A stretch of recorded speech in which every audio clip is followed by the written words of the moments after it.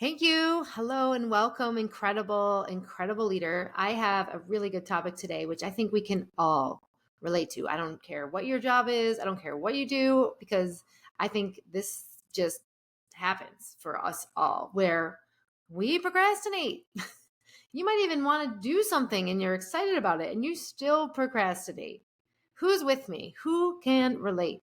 Me, my hand's going way up in the sky because this is what we do, I think. And I want to talk today about how do we end procrastination? Who wants to end procrastination? Hello, that's me, right? How do we outrun? Outrun sounds so hustly. I don't really enjoy that word, but I think it's like, how do I put myself in front of a procrastination, right? That's what I really mean, to actually do the work and do what I want to do, whether it's the big gnarly project that I need to sink my teeth into and start, or wrap, or something that feels a little overwhelming. And I think of a quote, and I talk about this in my class, Executive Leadership Accelerator, which I think really hits home for this, which is, I am anxious, therefore I am, right? We all know, I think, therefore I am. And who said that? Who can tell me? And this one is, I am anxious, therefore I am. And I think that one is more of an anonymous quote, but Descartes said, I think, therefore I am. And Rene Descartes, while he said that from back in the day in 17th century. So 16, somewhere around 1637, I want to say. I just looked it up. That, we were just thinking intellect would be the ruling the day, but the reality is there is anxiety. We are all in it because guess what? We're humans, we're beings. This is like what we do. We love to be stirring in anxiety, whether we want to or not. But this episode's not about anxiety. I'll do that another time. We got plenty to talk about just alone with procrastination. So who here, I'm curious if you're listening, really thinks that they are a procrastinator, that this is a big deal for you? Maybe on a scale of 1 to 5. 5 is like, I'm off the charts. Everything I do, I procrastinate. Maybe 1, you're kind of 20% in. You're like, most of the time I'm good, but those one-off things where I feel a little bit more overwhelmed or stressed out or feel like I don't know what to do next or just don't want to do it, then that's me. So no matter where you fall in that spectrum, whether you're a 1, whether you're a 5 or 10 on the 5 chart, then this is a great episode. And I want to walk through why we do this first, so you have an understanding of it. And then how do we shift this? How do you get out of being that procrastinator so you can be the leader you were born to be and shine your light and shine and do incredible work that you are capable of, that other people you're capable of. All right. So the first thing to know in this world where we want to move and get in front of procrastination is to know there's likely something that you might not even be conscious of that's blocking you from doing something to move forward. So I have a couple reflection questions for you just to think about as you kind of ponder and get curious around why you are not moving forward in something. So first thing is, think of something in your mind. What is one project that you are interested to move forward with? The thing that you've probably been procrastinating would be the thing that I would pick. All right. And maybe you even have a timeline that you could state, right? So I want to start the project and be done in 1 week time. So as long as you have something in mind, I think this is important because this will be really relevant to what you're having is the blocks for you. Because the thing is, if we unpack this is what we're doing right now. If we unpack this, then I think you're able to understand what's going on and allow yourself to go around that in ways that you can start to think differently. So knowing that, first thing first, name all the reasons why you haven't started it yet. What are your excuses? Boom.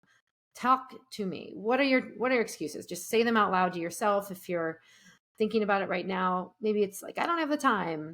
And this other person's supposed to get back to me first. And I don't think I have quite the right setup for what I need. I don't know, whatever it is, just you got probably 3 to 5 things at least that you've already told yourself why you haven't started it yet. Okay. And then go one layer deeper than that. Okay. And what I mean by that is ask yourself, what are my fears? What am I feeling fear around this? Naming the feeling is really important. It's a big, big data point. And usually when there's procrastination, there's some kind of anxiousness or fear based reaction that is preventing you from doing it. So there might be a fear of, I don't have enough time. I have a fear that someone else is going to be doing this better. So why should I start? Maybe the fear is, I'm really scared to move forward in this as a life event. I'm thinking of wedding planning or something like that, right? Maybe you're just putting that off. Oh God, that means I'm actually getting married, whatever that might be. No judgment from me. I'm just joking. You know what I mean? But when you get a chance to list out those fears, ask yourself, are they true? Are they real? Chances are they're assumptions that you're making, which just are not serving you. And then what's really exciting is we start to just peel back these layers. Think of it like an onion, like you're really learning about what and how your brain is organizing itself around this world of getting your things done. What is then the story you're telling yourself? What's the story? Is it something like, well, I only have 6 weeks, so I can do it all in the next, I can do it all. I can wait for the last week and I'll be fine. And that's a story. So whatever the story is for you, try to name the belief in it for yourself. The belief might be, I don't have enough time. The belief, when we say that, really just means I'm not enough. I'm not enough. Limiting beliefs, by the way, are from Alfred Adler. He was someone I've studied extensively in my master's in transformational leadership and coaching at the Wright Graduate University. And really, limiting beliefs are something we all have.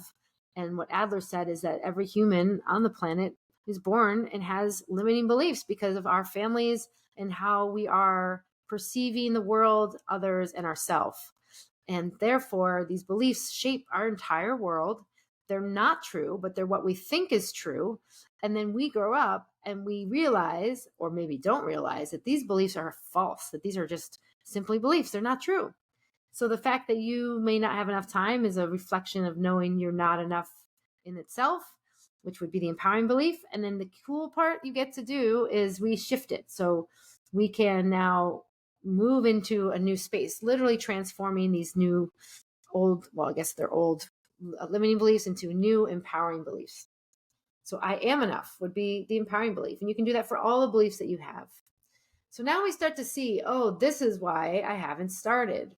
This is why I'm not doing this yet. And there's so much here to say, but I'm just going to kind of think about this at a high level where once you know how you feel, which is usually this anxious side, trust, or like choosing to trust yourself in that is really important because that's the choice. Or do you let the fear rule you? You kind of just stay in the corner. You stay like you're not going to get in front of that procrastination. All right. So I hope this has been helpful. There's so much more that I can talk about with this.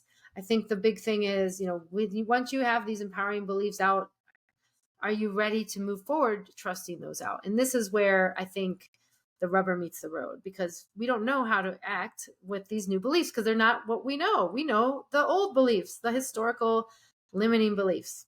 Sorry to tell you that, but it's kind of how it works. Knowing that, though, you have now a plan. And the plan is that if you orient around these new empowering beliefs, things will start to shift for you. And you might notice that there are some ways that you can start to dig into this project because now you are enough. Now I have enough time. Now I know I do good work. I am smart enough. If your belief is I'm not smart enough, sometimes that comes up. So have fun with this. I hope this has been helpful for understanding the world of procrastination a little more. It's not because you're a slacker. It's not because you're lazy. You might think that is the case and then that's the behavior that comes out, but there's so much more. It goes way deeper than that, you guys. And I just want to remind you that it doesn't have to be that way. You could be on top of everything you want to deliver and do and never procrastinate again. if you have these tools. I know they work, and I've seen them work, and they're profound because all it is learning more about yourself. How about that? Learning more about yourself so that you feel equipped and empowered to do something else. Here's to that. May we all be empowered, knowing that procrastination is not the end result. It's not where you need to go. It's a byproduct of when we let fear run our lives, when we let fear take over. And it's not about avoiding the fear or denying the fear big time, right? I've got a few podcasts on this topic. And what else you can think about is I choose different. I choose to know I am enough. And this fear is here to tell me that that's new. It just means it's new. Okay. Are you excited to dive into your project now or what? Rolling up those sleeves, getting it done. I actually have a whole worksheet and cover this in my course. So if you are interested in really jumping in, getting in front of your procrastination or any bad habits you have around really your mental etiquette for yourself, I call it mental flossing, where you feel like you're on your best behavior and giving yourself a break, sustaining yourself, feeling nourished, being in service to your doing and your being as a leader, then dude, let's talk. I know I just called you dude. I hope you are okay with that. You might not be a dude. One thing I'm working on is my language and being inclusive, which is not what I just said. So I'm calling myself out. We all have habits we want to change, including things like that.